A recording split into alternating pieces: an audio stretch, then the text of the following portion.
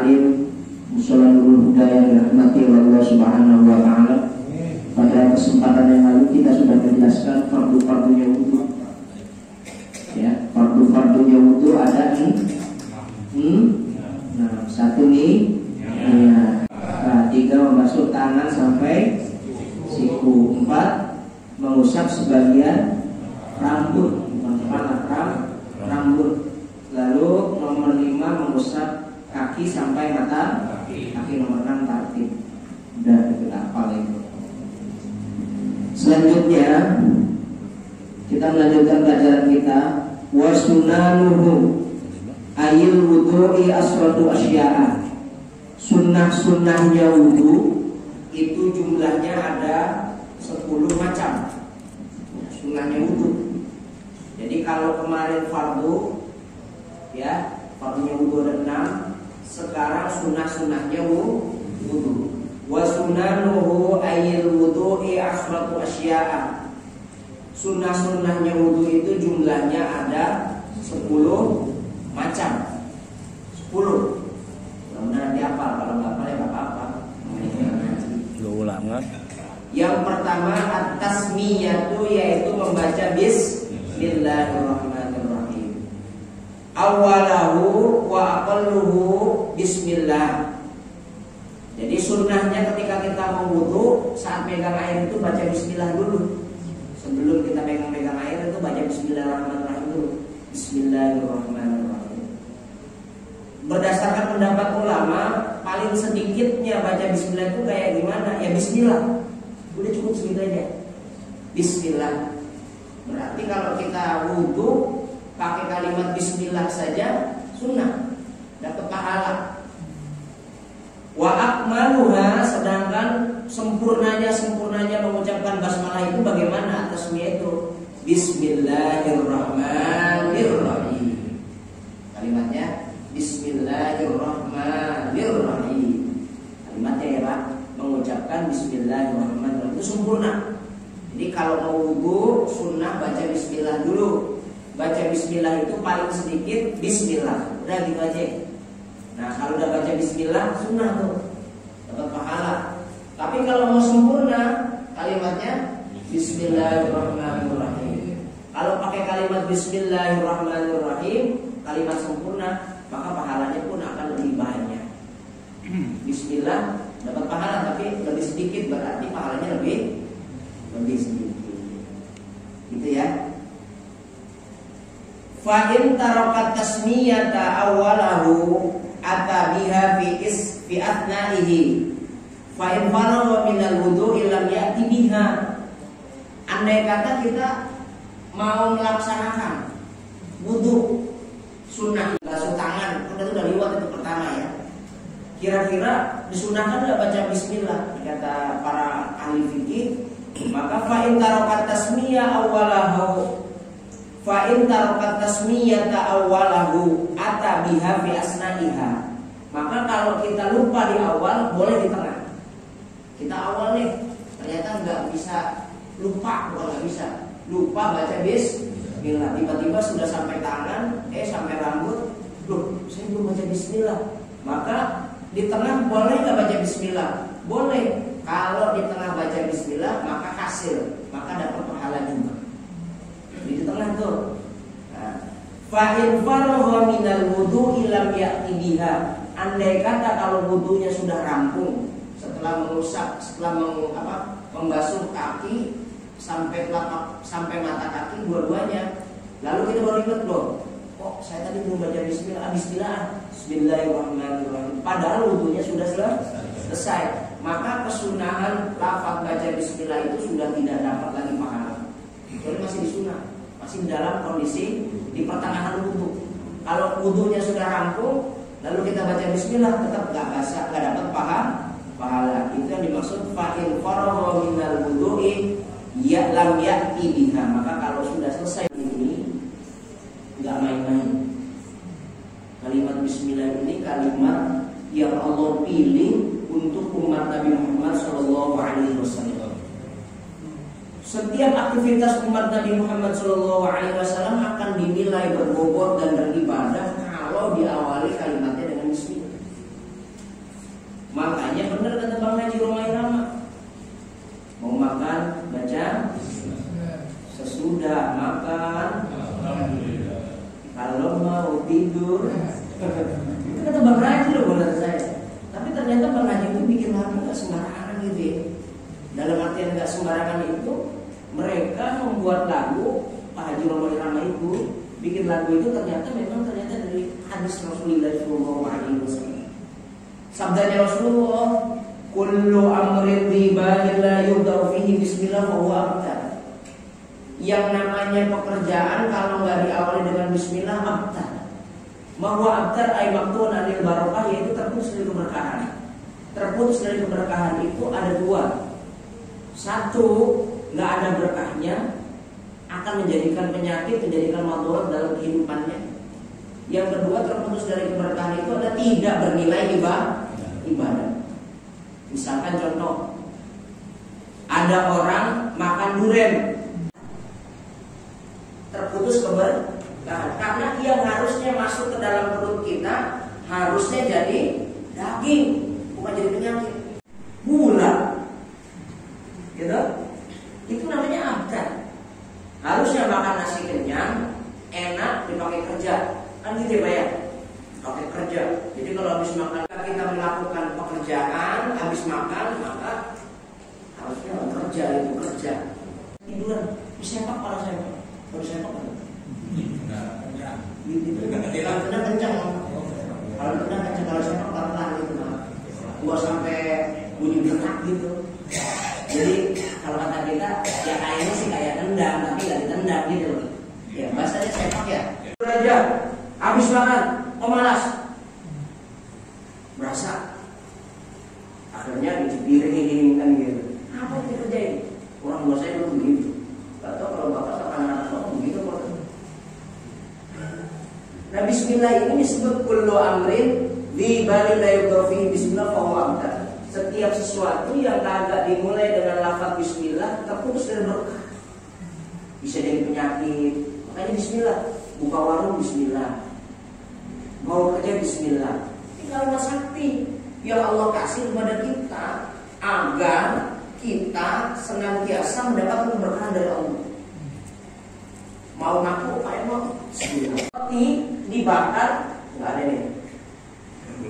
Roti dibakar dikasih blueberry, dikasih coklat, dikasih apa ya? Dengan yang baca bismillah, roti dibakar. Percaya sama saya. Coba aja. Kenapa? Karena dalam sesuatu itu penuh barokah. Orang-orang dulu Pak, yang namanya mohon maaf sih, gimana caranya daging biar bisa beli Pak? Digigitin Pak. Baru sedikit, gitu. Tapi mau makan. Kenapa? Karena kita punya keyakinan itu nasi, itu berkat, harus doain. Enak rasanya. Ya sedikit masalah. Coba kalau banyak enak juga tuh. Kalau sedikit kan rebutan enak kelihatannya gitu ya. Tapi bukan karena sedikit kalau menurut saya, tapi karena di sana ada kandungan keberkahan, dibacain bismillah, dibacain yasin, dibacain tahlil. Itu nasi top, nasi hebat. Makanya turun sedikit karena sering makan berkat anaknya jadi ustaz. Ya kan? Ini makanya berkah itu berkahan. Jadi dimakan nggak jadi penyakit. Di samping nggak jadi penyakit, Bapak melakukan pekerjaan diawali kalimat bismillah, nuansanya nuansa duniawi, nuansanya. Misalkan, mohon maaf, di antara kita ada yang jadi Grab misalkan, Grab, ojek misalkan, ojek motor, itu nggak ada kaitannya dengan akhirat itu, nggak ada kaitannya dengan akhirat. Udah nyari duit kok, naik motor nyari duit, nanti duitnya dapat, boleh jadi dikasih bini, boleh jadi pakai sendiri. Gitu, asal jalan pakai itu dia. Itu yang namanya gojek kayak begitu Pak. Itu nggak ada nuansa akhiratnya, nggak ada sama sekali ukhrawinya. Tapi kalau dia manasi motor, bismillahirrahmanirrahim, saya manasi motor, naikin motor, bismillahirrahmanirrahim, saya jalan naik motor ini untuk nyari duit biar saya kuat ibadah. Masya Allah, luar biasa. Ngojek 8 jam, dari jam 7 pulang jam 4, pahala semuanya. Biar ada duit. Apalagi dapat duit. pahalanya dapat, dunianya dapat, akhiratnya dapat, dunianya dapat. Hebatnya. Kita kan nggak percaya kadang-kadang. Kenapa? Karena pahala itu nggak kelihatan. Coba kalimatnya Bismillah. Bismillah itu kalimat sakti, kalimat hebat, kalimat yang Allah kasih kepada umat Nabi Muhammad SAW dalam rangka agar setiap pekerjaan kita dinilai ibadah oleh Allah Subhanahu wa Ta'ala. Nih Pak, kalimat Bismillah. Saya tahu nih, ya Bapak ingat. Kalimat Bismillah itu kalimat yang dipopulerkan bukan hanya umat Nabi Muhammad dan Nabi Muhammad. Jauh sebelum Nabi Muhammad, jauh sebelum Nabi Muhammad terutus dan ada umatnya seperti kita ini, sebelum Nabi Muhammad dan Nabi-Nabi terdahulu itu udah tahu kalimat Bismillah. Cuman satu-satunya yang dikasih Bismillah secara eksplisit, secara implisit gitu. Nih, saya kasih Bismillah. Itu umatnya Nabi Muhammad SAW. Yang lainnya enggak. Tapi mereka udah tahu ada kalimat namanya kalimat Bismillah. Saya kasih contoh. Nabi Allah Sulaiman. Nabi Allah Sulaiman. Nabi Allah Sulaiman itu kalau di Pati dikenalnya Amrin Darmo. Kenapa? Karena Nabi Sulaiman bisa ngomong sama binatang, sama hewan. Amrin Darmo yang punya ilmunya. Jadi dia punya ajian yang bisa dengerin suara binatang. Udah gak usah minta-minta kayak gitu. Ustaz saya minta dong bidannya biar saya bisa dengerin suara hewan. Tersiksa kita nanti. Udah mendingan kita nggak tahu apa-apa. Ini mah apel kalau saya Senin tuh. Upacara apel tuh. Misalnya nggak bilang upacara itu. Saya nggak pernah bela. Itu gurunya Habib Lutfi. Namanya Pak Abdul Malik Purwokerto. Pak Abdul Malik Purwokerto di Purwokerto itu gurunya Habib Lutfi. Setiap 17 Agustus saya diceritakan sama teman saya yang kodimnya Pak Lutfi Habib Lutfi. Setiap 17 Agustus jam 10 kemana saja beliau berangkat pasti berhenti. Satu waktu dia sama Habib Lutfi itu jalan di tengah hutan katanya Pak. Jam setengah 10, jam 10 kurang 15 menit dia berhenti. Terus keliling sambil ngerokok dulu, terus ngerokok. Oh bentar lagi ngerokok. Habib Lutfi bilang ada apa sih kok disuruh berhenti lagi jalan. Dimatiin rokoknya. Oh udah waktunya. Set. Dia baca Fatihah. Laqad Nabi Mustafa Rasulullah sallallahu alaihi wasallam al-Fatihah wa ila pahlawan Indonesia al-Fatihah. Fatihah ini 17 Agustus. Kata Lutfi ada apa ini? Bang, oh ada apa? Ini loh. Dulu kan Pak Karno bacain apa itu namanya apa itu katanya? Proklamasi. Iya itu katanya. Nah kita wajib menghormati, makanya saya berhenti baca Fatihah. Terus coba kita. Nabi Sulaiman lagi apel. Semua tentara ada semua. Manusia, jin, tumbuhan, binatang semua ada. Cuman satu binatang yang nggak datang. Namanya hudhud. Hudhud ini jenis burung. Ma'ala lam aroni hudhud. Kok saya nggak lihat hudhud kemana ini? Nggak tahu ya. Raja nggak tahu. Nanti hudhud saya tanya, saya interogasi. Kalau dia jawabannya nggak memuaskan, saya potong, saya sembelih, saya goreng. Ditakut-takutin sama Nabi Sulaiman. Itu punishment. Jadi kalau lagi komandan lagi upacara ternyata batalionnya nggak datang, pasukannya nggak datang, dihukum atau enggak? Dihukum. Kecuali ada alasan tertentu. Kenapa kamu nggak datang tadi? Istri saya baru melahirkan. Oh iya kenapa? Negara Sabah, rajanya cewek. Namanya bisa dibaca 3. Boleh Bilqis, boleh Balqis, boleh Bulqis. Nah, ini kalau ngaji pasti ketahuan. Kalau nggak ngaji nggak tahu. Boleh Bilqis, boleh Bulqis, boleh Balqis. 3 nama. Boleh. Tapi satu-satu dia juga namanya orangnya dia.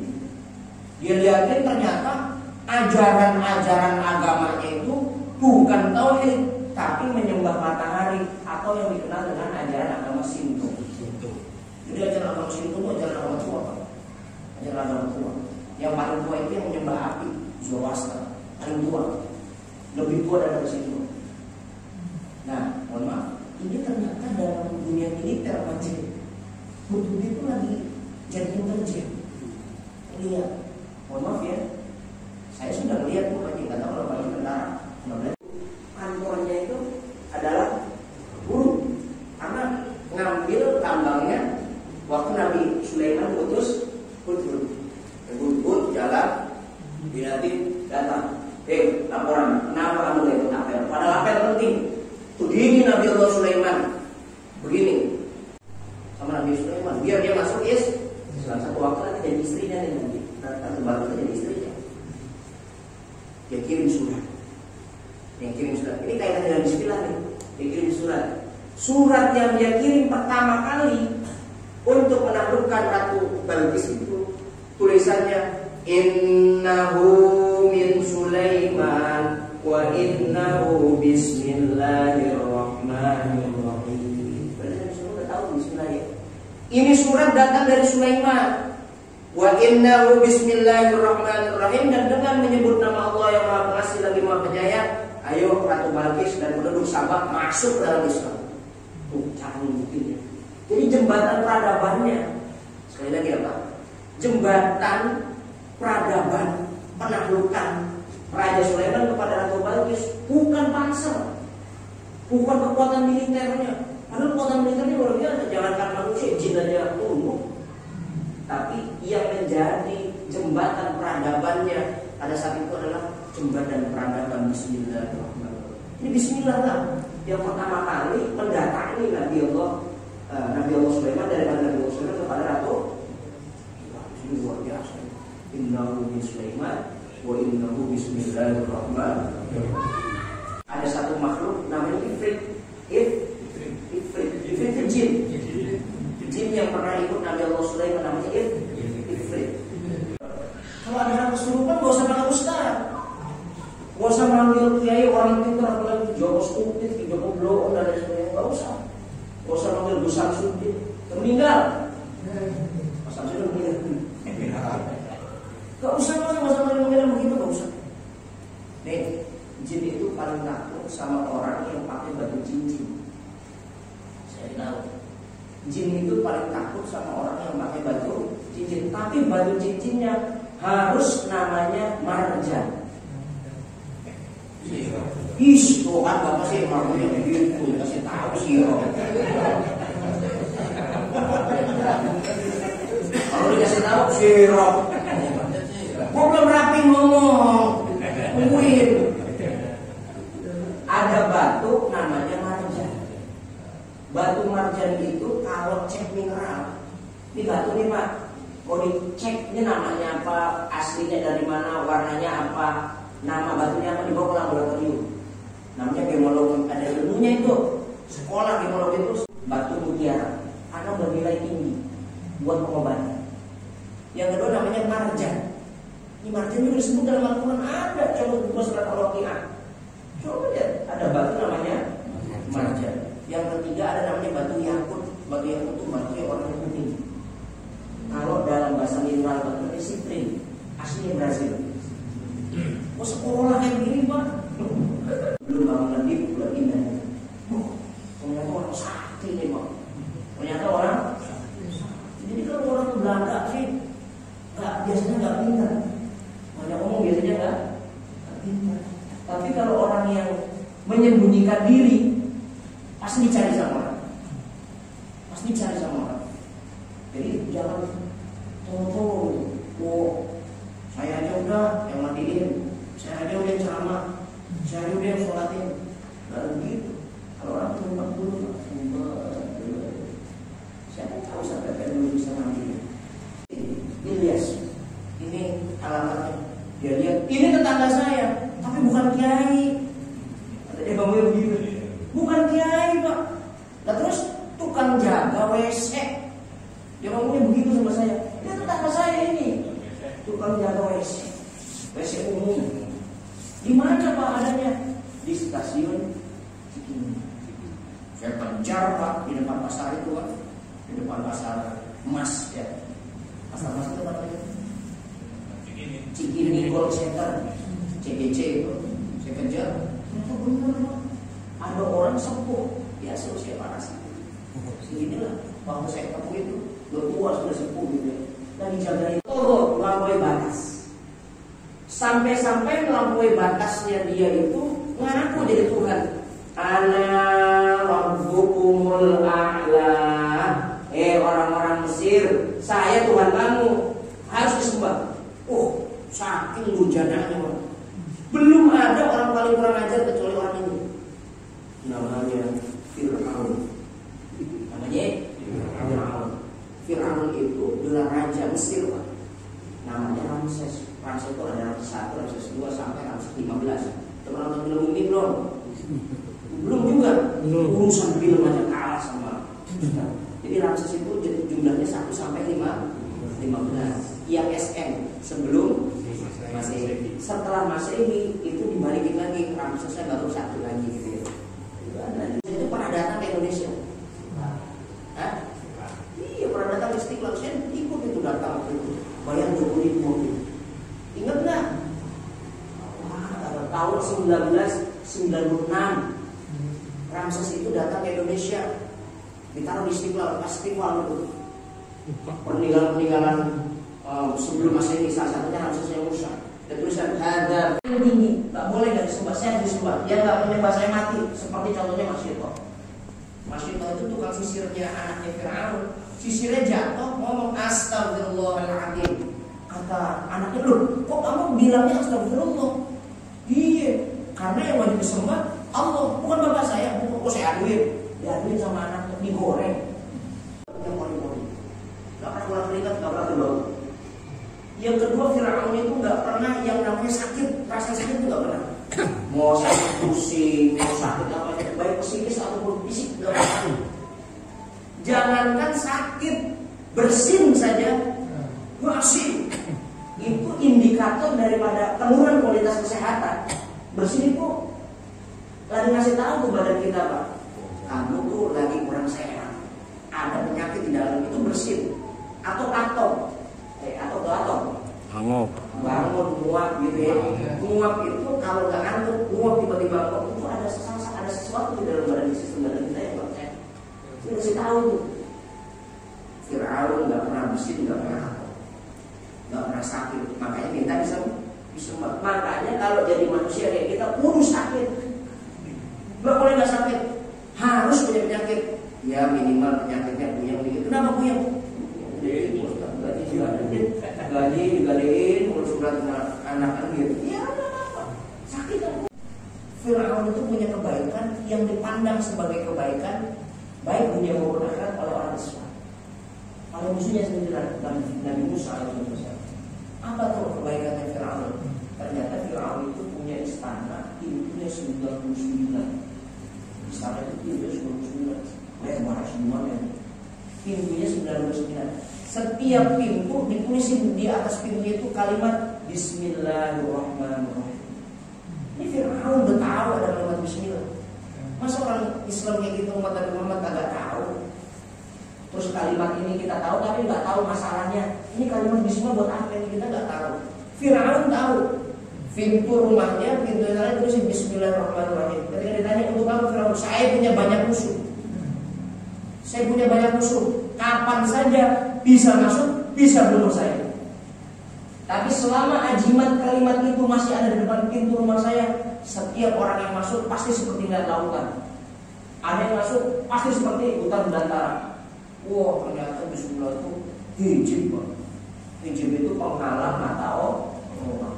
Ketika masuk, buka pintu mau bunuh Fir'aun, sampai lautan. Lalu berenang dia. Apa yang kamu? Holiday. Berenang. Atas gunung jangan itu ada pondoknya namanya Bambang Uci, kiainya namanya Kiai Sukri, pendiri pondok pesantren Kiai Sukri. Jadi zaman kedua, makanya dikenalnya Bambu Runcing, pondok pesantren Bambu Runcing. Jadi pondok pesantren Bambu Runcing itu adalah yang memproduksi bambu runcing untuk berperang di Sumuk itu di Jamrek,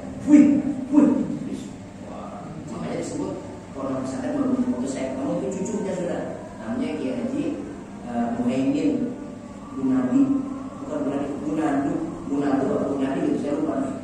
Muhaimin Gunadi kalau saya tahu Gunadi ini kalau Bapak Muhaimin atau Kiai Muhaimin itu ceritain tuh kata Kiai Muhaimin bahwa